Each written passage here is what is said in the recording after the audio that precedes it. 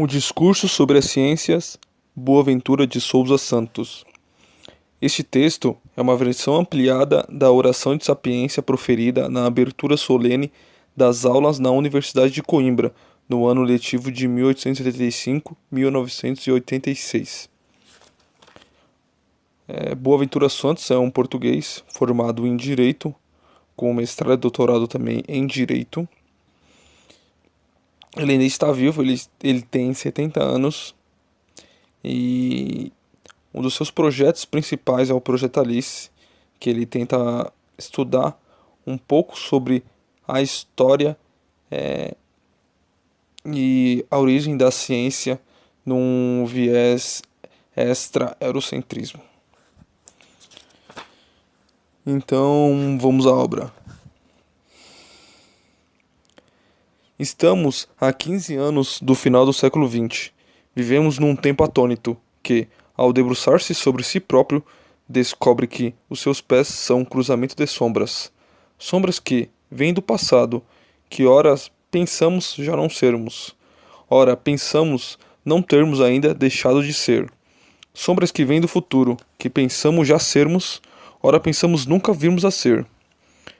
Quando, ao procurarmos analisar a situação presente das ciências no seu conjunto, olhamos para o passado. A primeira imagem é talvez a de que os progressos científicos dos últimos 30 anos são de tal ordem dramáticos que os séculos que nos precederam, desde o século XVI, onde todos nós, cientistas modernos, nascemos, até o próprio século XIX, não são mais que uma pré-história longínqua. Mas se fecharmos os olhos e, ao voltarmos a abrir, verificamos com surpresa que os grandes cientistas que estabeleceram e mapearam o campo teórico em que ainda hoje nos movemos, viveram ou trabalharam entre o século XVIII e os primeiros 20 anos do século XX. De Adam Smith e Ricardo a Lavoisier e Darwin, de Marx e Durkheim a Max Weber e Pareto, de Humboldt e Planck a Poincaré e Einstein. E, de tal modo, é assim que é possível dizer que, em termos científicos, vivemos ainda no século XIX e que o século XX ainda nem começou. Nem talvez comece antes de terminar. E se, em vez de no passado, centrarmos o nosso olhar no futuro, do mesmo modo duas imagens contraditórias nos ocorrem alternadamente. Por um lado, as potencialidades da tradução tecnológica dos conhecimentos acumulados fazem-nos crer no limiar de uma sociedade de comunicação e interativa libertada das carências e inseguranças que ainda hoje compõem os dias de muitos de nós. O século XXI a começar antes de começar. Por outro lado, uma reflexão cada vez mais aprofundada sobre os limites do rigor científico, combinada com os perigos cada vez mais verossímeis da catástrofe ecológica ou da guerra nuclear, fazem-nos temer que o século XXI termine antes de começar. Recorrendo à teoria sinergética do físico teórico Hermann Haken, podemos dizer que vivemos num sistema visual muito instável, em que a mínima flutuação da nossa percepção visual provoca rupturas na simetria do que vemos. Assim, olhando a mesma figura, ora vemos um vaso grego branco recortado sobre um fundo preto, ora vemos dois rostos gregos de perfil frente a frente, recortados por um fundo branco. Qual das imagens é verdadeira? Ambas e nenhuma. É esta a ambiguidade e a complexidade da situação do tempo presente, um tempo de transição, síncrone com muita coisa que está além ou aquém dele, mas descompassado em relação a tudo que o habita. Tal como nos outros períodos de transição, difíceis de entender e de percorrer, é necessário voltar às coisas simples, a capacidade de formular perguntas simples, perguntas que, como Einstein costumava dizer, só uma criança pode fazer, mas que, depois de feitas, são capazes de trazer uma luz nova à nossa perplexidade. Tenho comigo uma criança que, há precisamente 235 anos, fez algumas perguntas simples sobre as ciências e os cientistas. Fê-las no início de um ciclo de produção científica que muitos de nós julgam estar a chegar ao fim. Essa criança é Jean-Jacques Rousseau. No seu célebre Discurso sobre as Ciências e as Artes, de 1750, Rousseau formula várias questões enquanto responde a que, também razoavelmente infantil, lhe fora posta pela Academia de Dijon. Esta última questão rezava assim: o progresso das ciências e das artes contribuirá para purificar ou para corromper os nossos costumes? Trata-se de uma pergunta elementar, ao mesmo tempo profunda e fácil de entender. Para, para lhe dar resposta de modo eloquente, que lhe mereceu o primeiro prêmio e algumas inimizades, Rousseau fez as seguintes perguntas não menos elementares: há alguma relação entre a ciência e a virtude? Há alguma razão de peso para substituirmos o conhecimento vulgar que temos da natureza e da vida e que partilhamos com os homens e mulheres da nossa sociedade pelo conhecimento científico produzido por poucos e inacessível à maioria? Contribuirá a ciência para diminuir o fosso crescente na nossa sociedade entre o que se é e o que se aparenta ser, o que sabe dizer e o saber fazer, entre a teoria e a prática? Pergunta simples a que Rousseau responde de modo igualmente simples, com um redondo não. Estávamos então em meados do século XVIII, numa altura em que a ciência moderna, saída da revolução científica do século XVI, pelas mãos de Copérnico, Galileu e Newton, começava a deixar os cálculos esotéricos de seus cultores para se transformar no fermento de uma transformação técnica e social sem precedentes na história da humanidade. Uma fase de transição, pois que deixava perplexos os espíritos mais atentos e os fazia refletir sobre os fundamentos da sociedade em que viviam e sobre o impacto das vibrações a que eles iam ser sujeitos por via da ordem científica emergente. Hoje, 200 anos envolvidos, somos todos protagonistas e produtos dessa nova ordem, testemunhos vivos das transformações que ela produziu. Contudo, não o somos em 1985 do mesmo modo que éramos há 15 ou 20 anos. Por razões que alinham adiante, estamos de novo perplexos. Perdemos a confiança epistemológica. Instalou-se em nós uma sensação de perda irreparável, tanto mais estranha quanto não sabemos ao certo o que estamos em vias de perder. Admitimos mesmo, noutros momentos, que essa sensação de perda seja apenas a cortina de medo atrás da qual se escondem as novas abundâncias da nossa vida individual e coletiva. Mas, mesmo aí, volta a perspectividade de não sabermos o que abundará em nessa substância. Daí a ambiguidade e complexidade do tempo científico. Aqui comecei por aludir. Daí também a ideia hoje, finalmente, a urgência de dar respostas a perguntas simples, elementares e inteligíveis. Uma pergunta elementar é uma pergunta que atinge um magma mais profundo da nossa perplexidade, individual e coletiva, com a transparência técnica de uma fisga. Foram assim as perguntas de Rousseau. Terão de ser assim as nossas. Mais do que isso, 200 e tal anos depois, as nossas perguntas continuam a ser as de Rousseau. Estamos de novo regressados à necessidade de perguntar pelas relações entre ciência e a virtude, pelo valor do conhecimento dito ordinário ou vulgar em que nós, sujeitos individuais ou coletivos, criamos e usamos para dar sentido às nossas práticas e que a ciência teima em considerar irrelevante, ilusório e falso. E temos finalmente de perguntar pelo papel de todo o conhecimento científico acumulado no enriquecimento ou no empobrecimento práticos das nossas vidas, ou seja, pelo contributo positivo ou negativo da ciência para a nossa felicidade. A nossa diferença existencial em relação a Rousseau é que as nossas perguntas são simples. As respostas selão muito menos. Estamos no fim de um ciclo de hegemonia de uma certa ordem científica, e as condições epistêmicas das nossas perguntas estão escritas no avesso dos conceitos que utilizamos para lhes dar resposta. É necessário um esforço de desvendamento conduzido sobre um fio da navalha entre a lucidez e a ininteligibilidade da resposta. São igualmente diferentes e muito mais complexas as condições sociológicas e psicológicas do nosso perguntar. E é muito diferente perguntar pela utilidade ou pela felicidade que um automóvel pode me proporcionar. Essa pergunta é feita quando ninguém na minha vizinhança tem automóvel, quando toda a gente tem exceto eu, ou quando o próprio eu tem um carro há mais de 20 anos. Temos forçosamente de ser mais roussianos no perguntar do que no responder. Começarei por caracterizar sucintamente a ordem científica hegemônica. Analisarei depois os sinais da crise dessa hegemonia, distinguindo entre as condições teóricas e as condições sociológicas da crise. Finalmente, especularei sobre o perfil de uma nova ordem científica emergente. distinguindo de novo entre as condições teóricas e as condições sociológicas de sua emergência. Este percurso analítico será balizado pelas seguintes hipóteses de trabalho. Primeiro, começa a deixar de fazer sentido a distinção entre ciências naturais e ciências sociais. Segundo, a síntese em que há a operar entre elas tem como polo catalisador as ciências sociais. Terceiro, para isso, as ciências sociais terão de recusar todas as formas de positivismo lógico ou empírico ou de mecanicismo materialista ou idealista, com a consequente revalorização do que se convencionou chamar humanidades ou estudos humanísticos.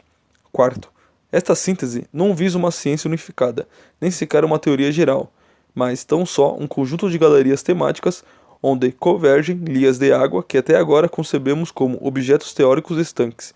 Quinto, à medida que se der esta síntese, a distinção hierárquica entre conhecimento científico e conhecimento vulgar tenderá a desaparecer, e a prática será o fazer e o dizer da filosofia prática. O paradigma dominante. O modelo de racionalidade que preside a ciência moderna constitui-se a partir da Revolução Científica do século XVI e foi desenvolvido nos séculos seguintes, basicamente no domínio das ciências naturais, ainda que com alguns prenúncios no século XVIII. É só no século XIX que este modelo de racionalidade se estende às ciências sociais emergentes.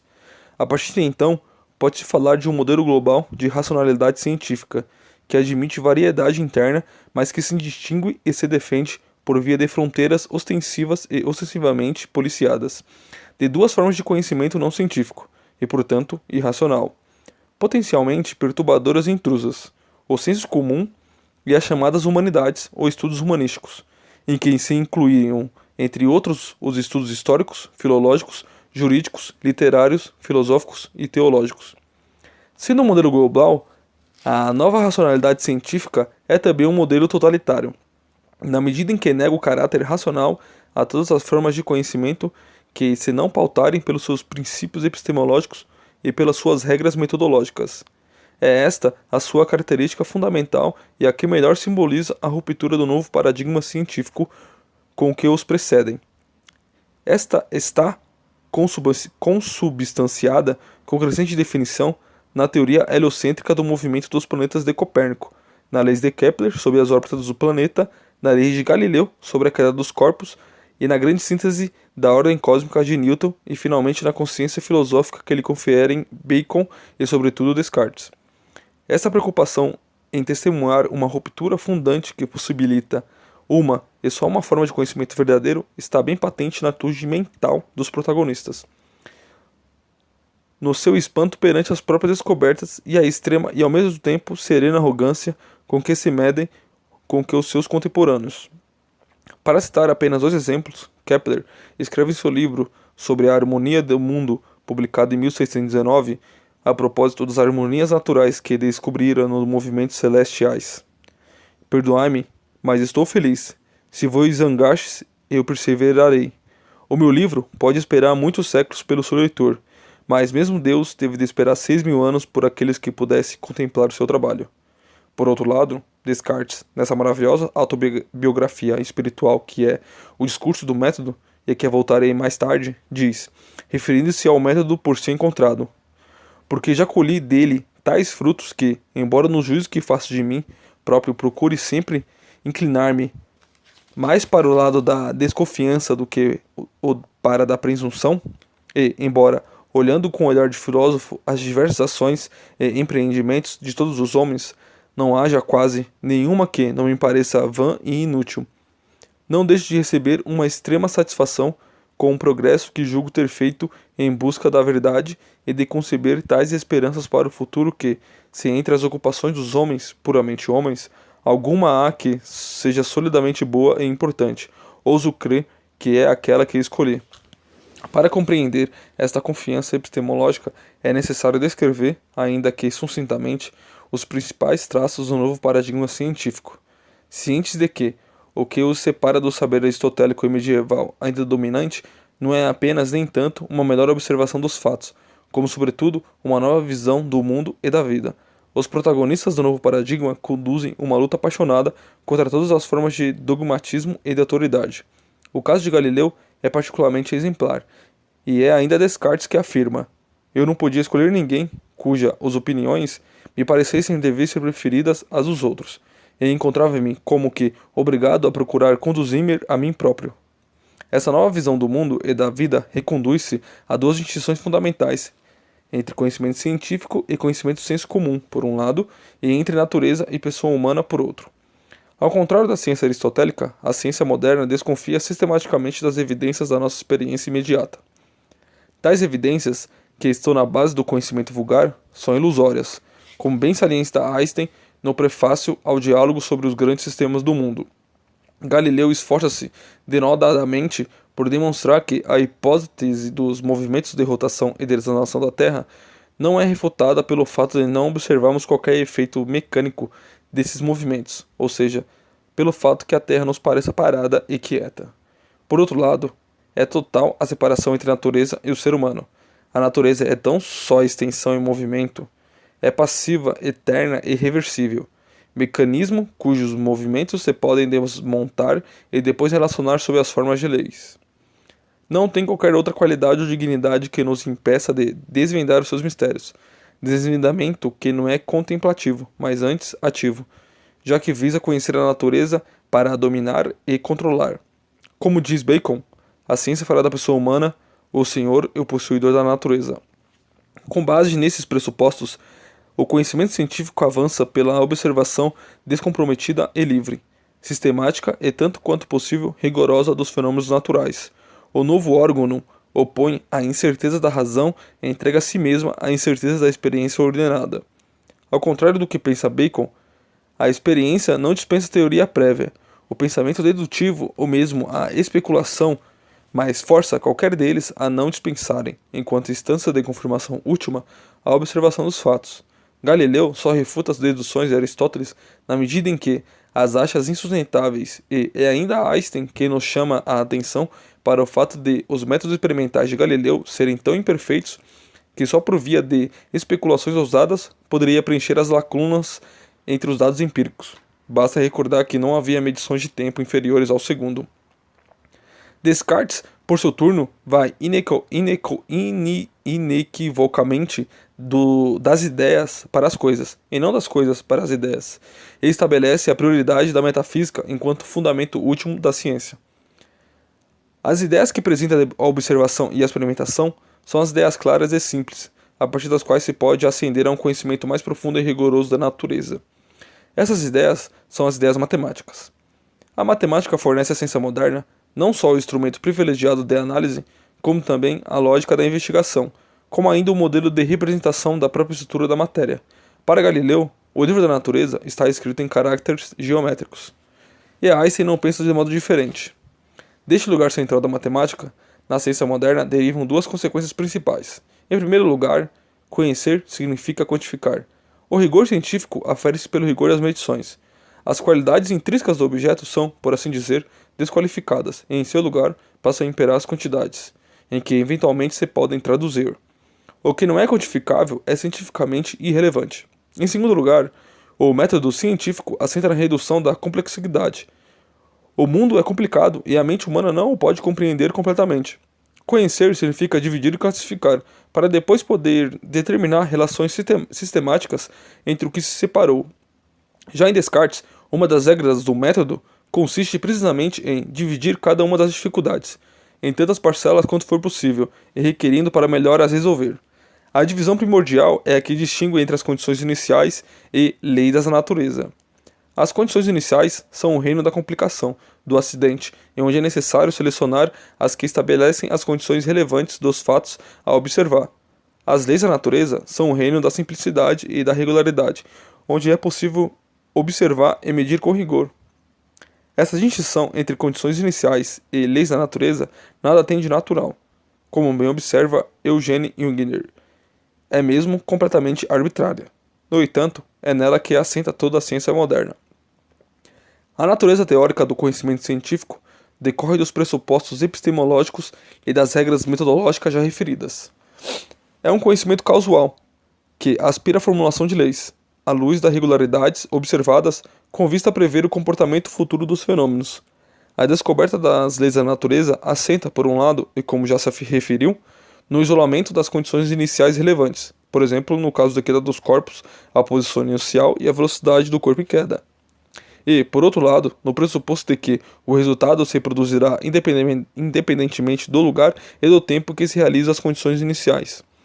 Por outras palavras, a descoberta das leis da natureza assenta no princípio de que a posição absoluta e o tempo absoluto nunca são condições iniciais relevantes.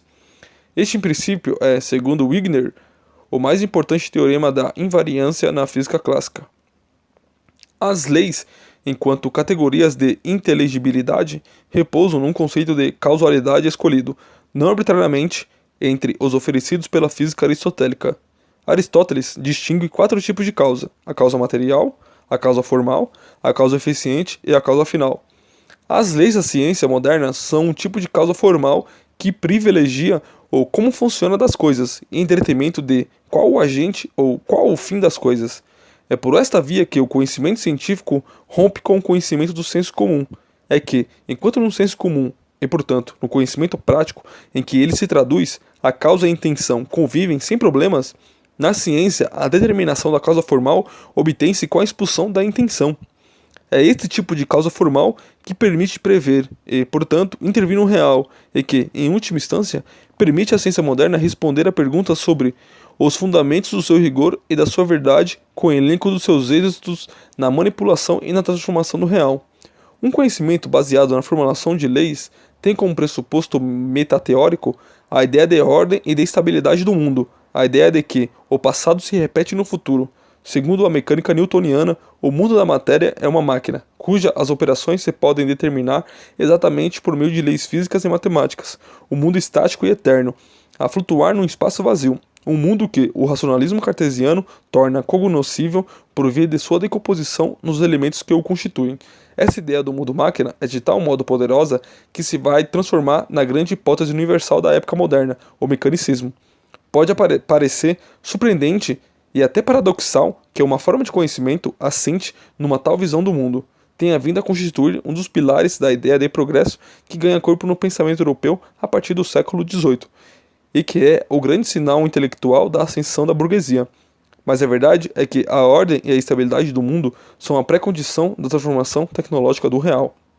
O determinismo mecanicista é o horizonte certo de uma forma de conhecimento que se pretende utilitário e funcional, reconhecido menos pela capacidade de compreender profundamente o real do que pela capacidade de o dominar e o transformar.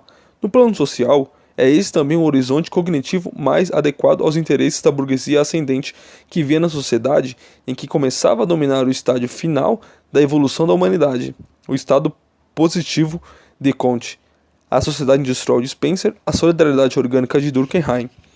Daí que o prestígio de Newton e das leis simples que reduzia toda a complexidade da ordem cósmica tenham convertido a ciência moderna num modelo de racionalidade hegemônica, que a pouco e pouco transbordou do estudo da natureza para o estudo da sociedade. Tal como foi possível descobrir as leis da natureza, seria igualmente possível descobrir as leis da sociedade. Bacon, Vico e Montesquieu são os grandes precursores. Bacon afirma a plasticidade da natureza humana e, portanto, a sua perfectibilidade, dada as condições sociais, jurídicas e políticas adequadas, condições que é possível determinar com rigor. Vico sugere a existência de leis que governam deterministicamente a evolução das sociedades e tornam possível prever os resultados das ações coletivas. Com extraordinária premonição, Vico identifica e resolve a contradição entre a liberdade e a previsibilidade da ação humana individual e a determinação e previsibilidade da ação coletiva. Montesquieu pode ser considerado um precursor da sociologia do direito ao estabelecer a relação entre as leis do sistema jurídico, feita pelos homens, e as leis inescapáveis da natureza. No século XVIII, esse espírito precursor é ampliado e aprofundado, e o fermento intelectual que daí resulta, as luzes, vai criar as condições para a emergência das ciências sociais no século XIX. A consciência filosófica da ciência moderna, que tivera no racionalismo cartesiano e no empirismo baconiano as suas primeiras formulações, veio a condensar-se no positivismo oitocentista, dado que, segundo este, só há 2 formas de conhecimento científico: as disciplinas formais da lógica e da matemática e as ciências empíricas, que, segundo o modelo mecanicista das ciências naturais, as ciências sociais nasceram para ser empíricas. O modo como o modelo mecanicista foi assumido foi, no entanto, diverso. Distingo duas vertentes principais. A primeira, sem dúvida dominante, consistiu em aplicar, na medida do possível, ao estudo da sociedade, todos os princípios epistemológicos e metodológicos que presidiu ao estudo da natureza desde o século XVI. A segunda, durante muito tempo marginal, mas hoje cada vez mais seguida, consistiu em reivindicar para as ciências sociais um estatuto epistemológico e metodológico próprio, com base na especificidade do ser humano e sua distinção polar em relação à natureza. Essas duas concepções têm sido consideradas antagônicas. A primeira, sujeita ao jugo positivista, a segunda, liberta dele e, qualquer delas, reivindicando um monopólio do conhecimento científico social. Apresentarei adiante uma interpretação diferente, mas para já caracterizarei sucintamente cada uma dessas variantes. A primeira variante, cujo compromisso epistemológico está bem simbolizado no nome física social, com que inicialmente se designaram os estudos científicos da sociedade, parte do pressuposto que as ciências naturais são uma aplicação ou concretização de um modelo de conhecimento universal válido e, de resto, o único válido. Portanto, por maiores que sejam as diferenças entre os fenômenos naturais e os fenômenos sociais, é sempre possível estudar os últimos como se fossem os primeiros. Reconhece-se que essas diferenças atuam contra os fenômenos sociais, ou seja, tornam menos rigoroso o conhecimento a que se chega. Mas não há diferenças qualitativas entre o processo científico neste domínio e o que preside aos estudos dos fenômenos naturais. Para estudar os fenômenos sociais como se fossem fenômenos naturais, ou seja, para conceber os fatos sociais como coisas, como pretendia Durkheim, o fundador da sociologia acadêmica, é necessário reduzir os fatos sociais às suas dimensões externas, observáveis e mensuráveis.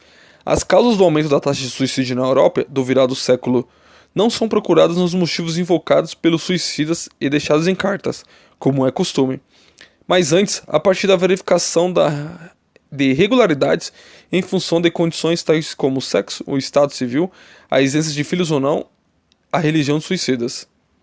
Porque essa redução nem sempre é fácil, e nem sempre se consegue distorcer grosseiramente os fatos ou sem os reduzir a quase irrelevância. As ciências sociais têm um longo caminho a percorrer, no sentido de se compatibilizarem com os critérios de cientificidade das ciências naturais. Os obstáculos são enormes, mas não são insuperáveis. Ernest Nagel, em A Estrutura da Ciência, simboliza bem o esforço desenvolvido nesta variante, para identificar os obstáculos e apontar as vias de sua superação. Eis alguns dos principais obstáculos. As ciências sociais não dispõem de teorias explicativas que lhe permitam abstrair do real para depois buscar nele, de modo metodologicamente controlado, a prova adequada. As ciências sociais não podem estabelecer leis universais, porque os fenômenos sociais são historicamente condicionados e culturalmente determinados. As ciências sociais não podem produzir previsões fiáveis, porque os seres humanos modificam seu comportamento em função do conhecimento que sobre eles se adquire. Os fenômenos sociais são de natureza subjetiva e, como tal, não se deixam captar pela objetividade do comportamento. As ciências sociais não são objetivas, porque o cientista social não pode libertar-se no ato da observação dos valores que informam a sua prática em geral e, portanto, também a sua prática de cientista. Em relação a cada um destes obstáculos, Nagel tenta demonstrar que a oposição entre as ciências sociais e as ciências naturais não é tão linear quanto se julga, e que, na medida em que há diferença, elas são superáveis ou negligenciáveis. Reconhece, no entanto, que a superação dos obstáculos nem sempre é fácil, e que essa é a razão principal do atraso das ciências sociais em relação às ciências naturais. A ideia do atraso das ciências sociais é a ideia central da argumentação metodológica nessa variante, e, com ela, a ideia de que esse atraso, com tempo e dinheiro, poderá vir a ser reduzido ou até mesmo eliminado. Na teoria das evoluções científicas de Thomas Kuhn, o atraso das ciências sociais é dado pelo caráter pré-paradigmático destas ciências, ao contrário das ciências naturais, essas sim paradigmáticas. Enquanto, nas ciências naturais, o desenvolvimento do conhecimento tornou possível a formulação de um conjunto de princípios e de teorias sobre a estrutura da matéria que são aceites sem discussão por toda a comunidade científica, conjunto esse que designa por paradigma nas ciências sociais, não há consenso paradigmático, pelo que o debate a atravessar verticalmente toda a espessura do conhecimento adquirido. O esforço e desperdício que isso acarreta é simultaneamente causa e efeito do atraso das ciências sociais. A segunda vertente reivindica para as ciências sociais um estatuto metodológico próprio. Os obstáculos que há pouco enunciei são, segundo essa vertente, intransponíveis. Para alguns, é a própria ideia de ciência da sociedade que está em causa. Para outros, trata-se tão só de compreender uma ciência diferente. O argumento fundamental aqui é que a ação humana é radicalmente subjetiva.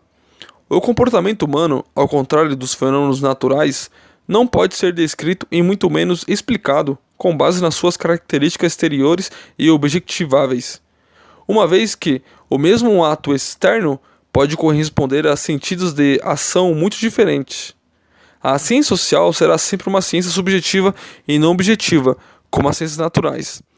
Tente compreender os fenômenos sociais a partir de atitudes mentais e do sentido que os agentes conferem às suas ações, para o que é necessário utilizar métodos de investigação e mesmo critérios epistemológicos diferentes dos correntes nas ciências naturais, métodos qualitativos em vez de quantitativos, com vista à obtenção de um conhecimento intersubjetivo, descritivo e compreensivo, em vez de um conhecimento objetivo, explicativo e nomotético.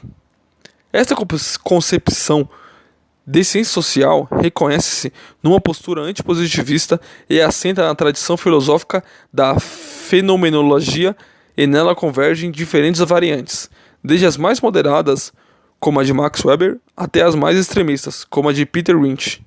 Contudo, numa reflexão mais aprofundada, essa concepção, tal como tem vindo a ser elaborada, revela-se mais subsidiária do modelo de racionalidade das ciências naturais do que parece. Partilha com este modelo a distinção entre natureza e ser humano, e de tal como ela tem de natureza uma visão mecanicista a qual a contrapõe, com evidência esperada a especificidade do ser humano. A essa distinção primordial na Revolução Científica do século XVI vão se sobrepor nos séculos seguintes outras, tal como a distinção natureza-cultura e a distinção ser humano-animal, para no século XVIII se poder celebrar o caráter único do ser humano. A fronteira que então se estabelece entre o estudo do ser humano e o estudo da natureza não deixa de ser prisioneira do reconhecimento da prioridade cognitiva das ciências naturais, pois, se por um lado se recusam os condicionamentos biológicos do comportamento humano, pelo outro, usam-se argumentos biológicos para fixar a especificidade do ser humano. Pode, pois, concluir-se que ambas as concepções de ciência social a que aludi pertencem ao paradigma da ciência moderna, ainda que a concepção mencionada no segundo lugar represente, dentro desse paradigma, um sinal de crise e contenha algum dos componentes da transição para o outro paradigma científico. A crise do paradigma dominante. São hoje muitos e fortes os sinais de que o modelo de racionalidade científica que acabo de descrever e alguns dos seus traços principais atravessa uma profunda crise. Defenderei nessa sessão, primeiro, que essa crise é não só profunda, como irreversível. Segundo, que estamos a viver um período de revolução científica que se iniciou com Einstein e a mecânica quântica, e não se sabe ainda quando acabará. Terceiro, que os sinais nos permitem não só especular acerca do paradigma que emergirá deste período revolucionário, mas que, desde já, se pode afirmar com segurança que colapsarão as distinções básicas em que assenta o paradigma dominante e a que aludi na sessão precedente. A crise do paradigma dominante é o resultado interativo de uma pluralidade de condições. Distingo entre condições sociais e condições teóricas. Darei mais atenção às condições teóricas e por elas começo. A primeira observação, que não é tão trivial quanto parece, é que a identificação dos limites das insuficiências estruturais do paradigma científico moderno é o resultado do grande avanço no conhecimento que ele propiciou. O aprofundamento do conhecimento permitiu ver a fragilidade dos pilares em que se funda. Einstein constituiu o primeiro rombo no paradigma da ciência moderna. Um rombo, aliás, mais importante do que o Einstein foi subjetivamente capaz de admitir. Um dos pensamentos mais profundos de Einstein é o da relatividade da simultaneidade.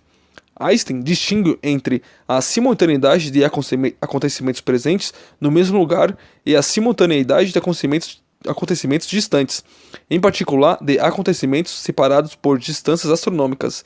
Em relação a esses últimos, o problema lógico a resolver é o seguinte: como é que o observador estabelece a ordem temporal de acontecimentos no espaço?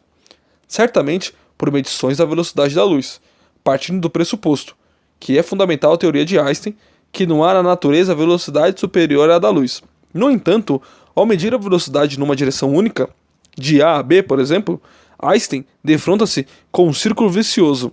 A fim de determinar a simultaneidade dos acontecimentos distantes, é necessário conhecer a velocidade.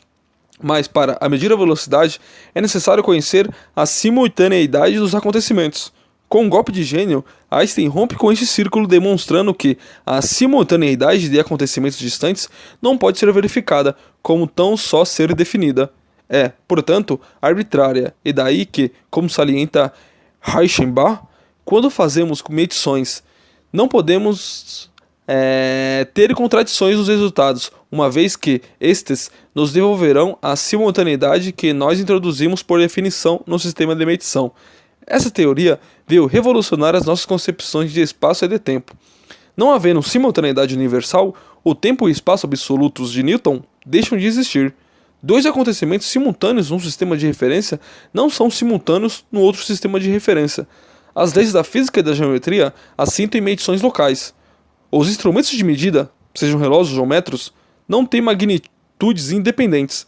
Ajustem-se ao campo métrico do espaço, a estrutura da qual se manifesta mais claramente nos raios de luz. O caráter das medições, e portanto do rigor do conhecimento com que base nela se obtém, vai inspirar o surgimento da segunda condição teórica da crise do paradigma dominante, a mecânica quântica.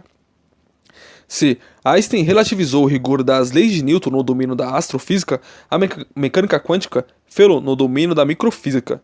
Heisenberg e Bohr demonstram que não é possível observar ou medir um objeto sem interferir nele, sem o alterar, e a tal ponto que o objeto que sai de um processo de medição não é o mesmo que lá entrou.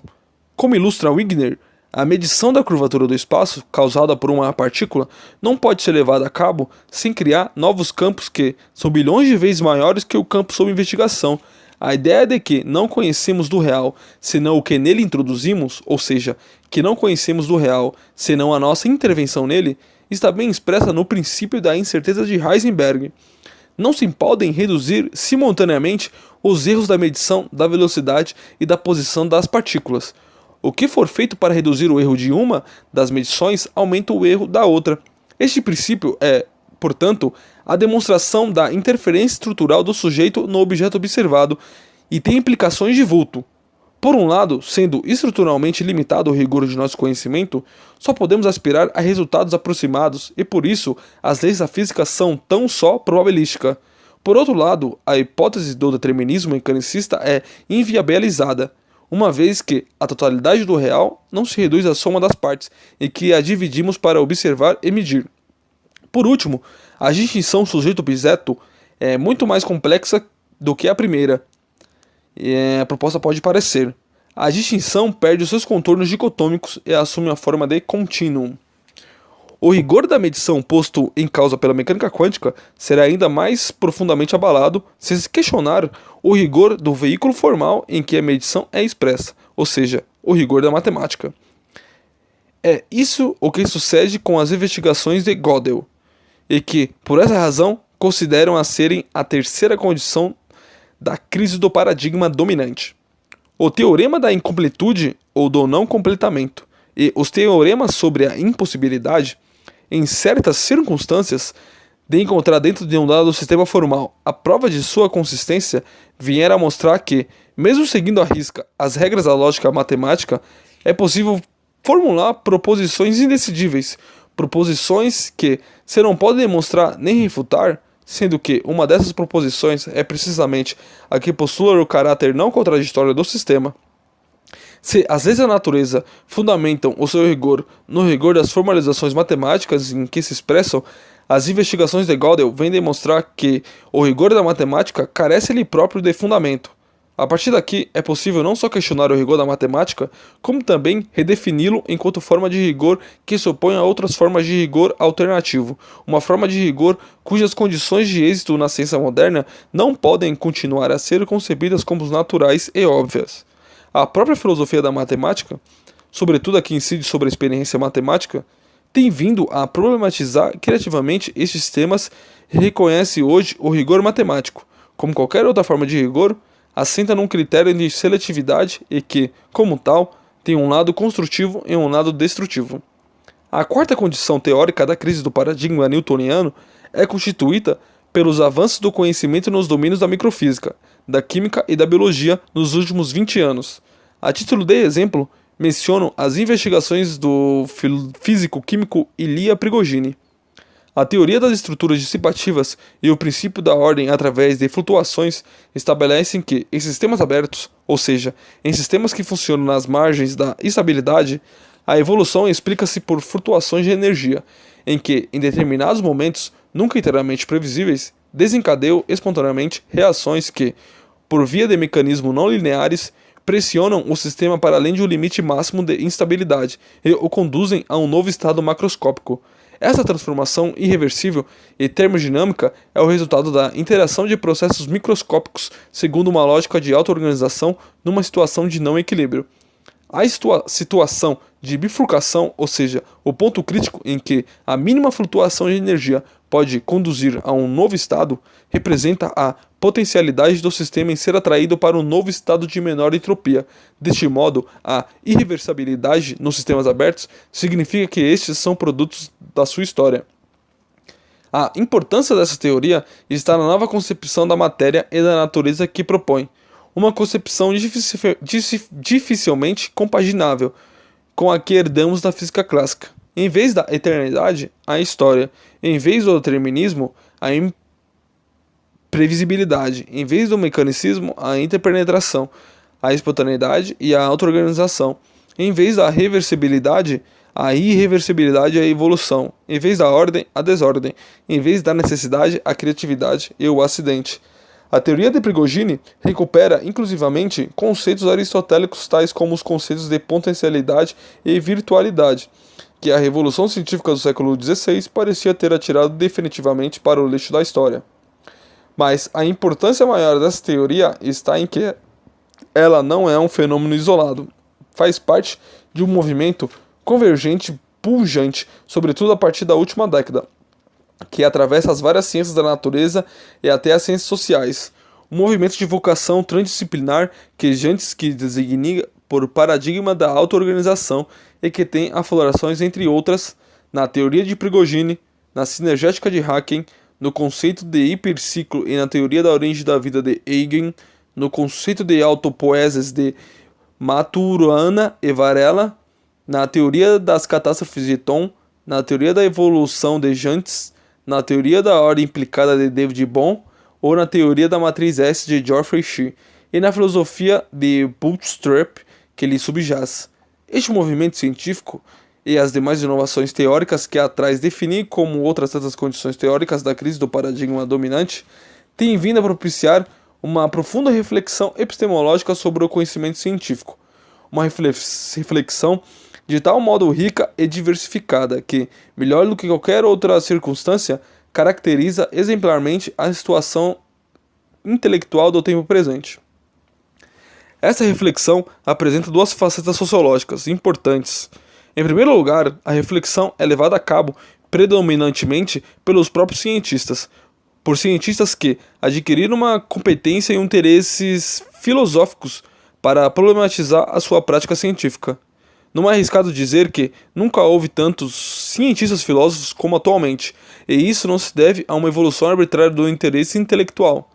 Depois da euforia cientista do século XIX e da consequente aversão à reflexão filosófica bem simbolizada pelo positivismo, chegamos a finais do século XX possuídos pelo desejo quase desesperado de completarmos o conhecimento das coisas com o conhecimento do conhecimento das coisas, isto é, com o conhecimento de nós próprios.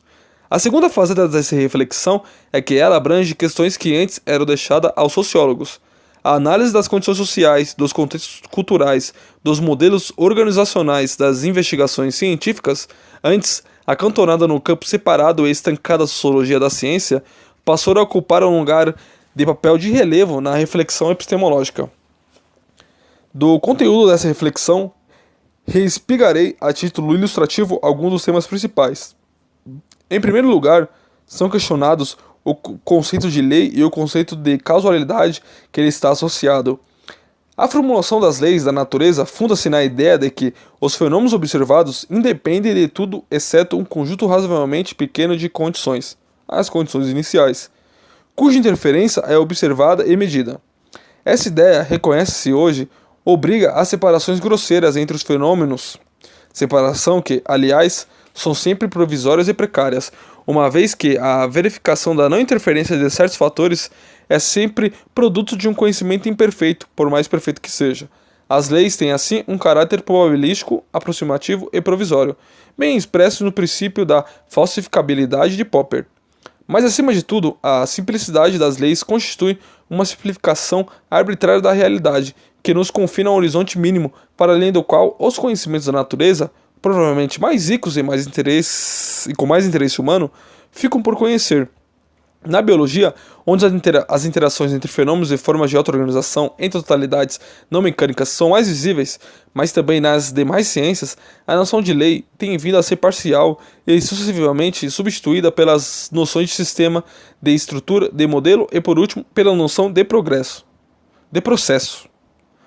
O declínio da hegemonia da legalidade é concomitante com o declínio da hegemonia da causalidade. O questionamento da causalidade nos tempos modernos vem de longe, pelo menos desde David Hume e do positivismo lógico. A reflexão crítica tem incidido tanto no problema ontológico da causalidade, quais as características do nexo causal, esse nexo existe na realidade, como no problema metodológico da causalidade. Quais critérios da causalidade? Como reconhecer o nexo causal ou testar uma hipótese causal?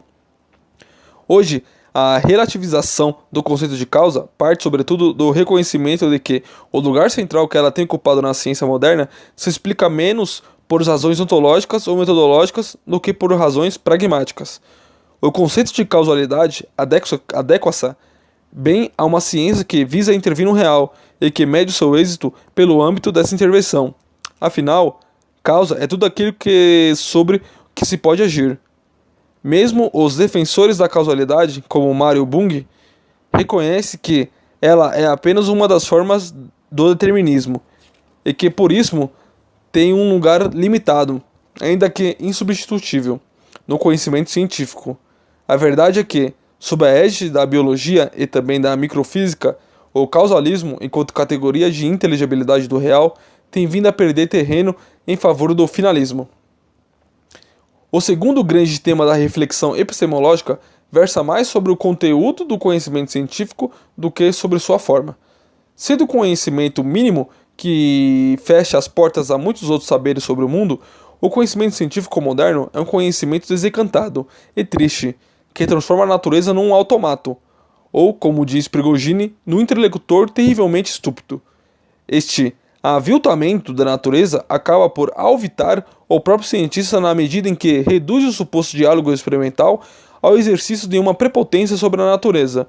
O rigor científico, porque fundado no rigor matemático, é um rigor que quantifica e que, ao quantificar, desqualifica, um rigor que, ao objetivar os fenômenos, os objetualiza e os degrada, que, ao caracterizar os fenômenos, os caracteriza. É, em suma e finalmente, uma forma de rigor que, ao afirmar a personalidade do cientista, destrói a personalidade da natureza. Nestes termos, o conhecimento ganha em rigor ou que perde em riqueza, e a retumbância dos êxitos da intervenção tecnológica esconde os limites da nossa compreensão do mundo e reprime a pergunta pelo valor humano do afã científico concebido.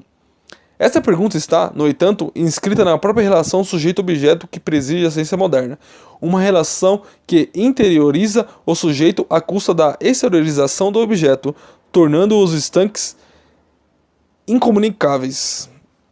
Os limites desse tipo de conhecimento são, assim, qualitativos. Não são superáveis com maiores quantidades de investigação ou maior precisão dos instrumentos. Aliás, a própria precisão quantitativa do conhecimento é estruturalmente limitada. Por exemplo, no domínio das teorias da informação, o teorema de Brillouin demonstra que a informação não é gratuita. Qualquer observação efetuada sobre o sistema físico aumenta a entropia do sistema no laboratório. O rendimento de uma dada experiência deve assim ser definido pela relação entre a informação obtida e o aumento concomitante da entropia. Ora, segundo Brillouin, esse rendimento é sempre inferior à unidade e só em casos raros é próximo dela. Nestes termos, a experiência rigorosa é irrealizável, pois que exigiria um dispêndio infinito de atividades humanas. Por último, a precisão é limitada, porque, se é verdade que o conhecimento só se sabe avançar pela via da progressiva parcialização do objeto, representada nas crescentes especializações da ciência, é exatamente por essa via que melhor se confirma a irredutibilidade das totalidades orgânicas ou inorgânicas às partes que as constituem, e, portanto, o caráter distorsivo do conhecimento centrado na observação desta última. Os fatos observados têm vindo a escapar ao regime de isolamento prisional a que a ciência os sujeita. Os objetos têm fronteiras cada vez menos definidas. São constituídos por anéis que se entrecruzam em teias complexas, com os dois resultantes objetos, a tal ponto que os objetos em si são menos reais do que as relações entre eles. Ficou dito no início dessa parte que a crise do paradigma da ciência moderna se explica por condições teóricas, que acabei ilustrativamente de apontar, e por condições sociais. Essas últimas não podem ter aqui tratamento detalhado. Referirei tão só que, quaisquer que sejam os limites estruturais do rigor científico, não restam dúvidas que a ciência ganhou em rigor nos últimos 40 ou 50 anos, perdeu em capacidade de autorregulação. As ideias da autonomia da ciência e dos interesses do conhecimento científico, que durante muito tempo constituíram a ideologia espontânea dos cientistas, colapsaram perante o fenômeno global da industrialização da ciência, a partir sobretudo das décadas de 30 e 40. Tanto nas sociedades capitalistas como nas sociedades socialistas de Estado do leste europeu, a industrialização da ciência acarretou o compromisso desta com os centros de poder econômico, social e político, os quais passaram a ter um papel decisivo na definição das propriedades científicas. A industrialização da ciência manifestou-se tanto ao nível das aplicações da ciência, como ao nível da organização da investigação científica. Quanto às aplicações, as bombas de Hiroshima e Nagasaki foram um sinal trágico, a princípio visto como acidental e fortuito. Mas hoje, perante a catástrofe ecológica e o perigo do holocausto nuclear, cada vez mais visto como manifestação de um modo de produção de ciência inclinado a transformar acidentes em ocorrências sistemáticas, a ciência e a tecnologia têm vindo a revelar-se as duas facetas de um processo histórico em que os interesses militares e os interesses econômicos vão se convergindo até quase à extinção. No domínio da organização do trabalho científico, a industrialização da ciência produziu dois efeitos principais. Por um lado, a comunidade científica estratificou-se, as relações de poder entre cientistas tornaram-se mais autoritárias e desiguais, e a esmagadora maioria dos cientistas foi submetida a um processo de proletarização no interior dos laboratórios e dos centros de investigação. Por outro lado, a investigação capital extensiva, assente em instrumentos caros e raros, tornou impossível o livre acesso ao equipamento, o que contribuiu para o aprofundamento do fosso em termos de desenvolvimento científico e tecnológico entre os países centrais e os países periféricos. Pautada pelas condições teóricas e sociais que acabei de referir, a crise do paradigma da ciência moderna não constitui um pântano cinzento de cepticismo ou irracionalismo. É, antes, o retrato de uma família intelectual numerosa e instável, mas também criativa e fascinante. No momento de se despedir com alguma dor dos lugares conceituais, teóricos e epistemológicos ancestrais e íntimos, mas não são mais convincentes e securizantes. Uma despedida em busca de uma vida melhor a caminho de outras paragens, onde o otimismo seja mais fundado e a racionalidade mais plural, e onde finalmente o conhecimento volte a ser uma aventura encantada, e a caracterização da crise do paradigma dominante traz consigo o perfil do paradigma emergente. É esse o perfil que procurarei desenhar a seguir.